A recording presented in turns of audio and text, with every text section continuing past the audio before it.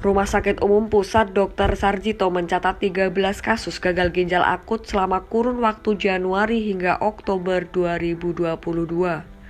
Dr. Kristia Hermawan, MKes SPA, dalam konferensi pers di RSUP Dr. Sarjito mengatakan, dari 13 kasus tersebut 6 anak meninggal dunia. Adapun 3 dinyatakan sembuh dan 4 anak masih menjalani rawat inap. Hingga Rabu 19 Oktober tercatat 1 anak masih dirawat intensif dan 3 perawatan biasa. Dari total 13 kasus itu, 6 anak berasal dari DIY dan 7 anak dari luar DIY yakni Jawa Tengah dan Jawa Timur. Sementara 6 kasus dari wilayah DIY tercatat 2 anak punya riwayat berkaitan dengan COVID-19 dan 4 anak lainnya belum diketahui penyebabnya. Peningkatan kasus ini disebutnya terjadi sejak September 2022. Ia mengungkap 4 anak itu juga sudah melakukan cuci darah atau hemodialisa. Sementara 3 pasien sembuh tidak lagi mengikuti prosedur cuci darah meski fungsi ginjal mereka tidak 100%. Kristia turut merinci, pasien anak yang kena gagal ginjal akut dan meninggal, 3 berasal dari DIY. 2 dari Bantul dan 1 dari Sleman. Ia menambahkan, anak yang meninggal dari Bantul usianya 7 dan 11 bulan. Adapun 13 pasien anak yang datang ke Rumah Sakit Umum Pusat Dr. Sarjito diakunya sudah dalam kondisi gagal ginjal derajat berat.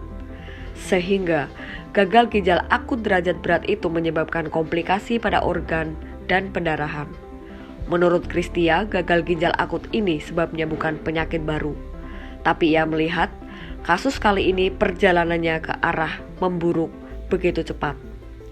Maka gagal ginjal akut ini disebut atipikal karena polanya tidak khas, membuat pasien yang terpapar bisa masuk ke kategori derajat berat dalam beberapa hari ke depan.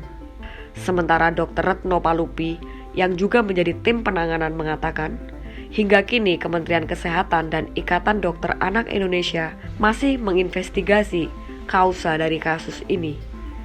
Sampai saat ini belum bisa disimpulkan apa sebab dari munculnya penyakit tersebut. Ditanya bagaimana 3 pasien anak itu bisa sembuh, Retno menjawab bahwa mereka tidak memiliki banyak komplikasi penyakit, termasuk pembukuan darah tidak terlalu tinggi sehingga komplikasi organ tidak setinggi pasien yang meninggal.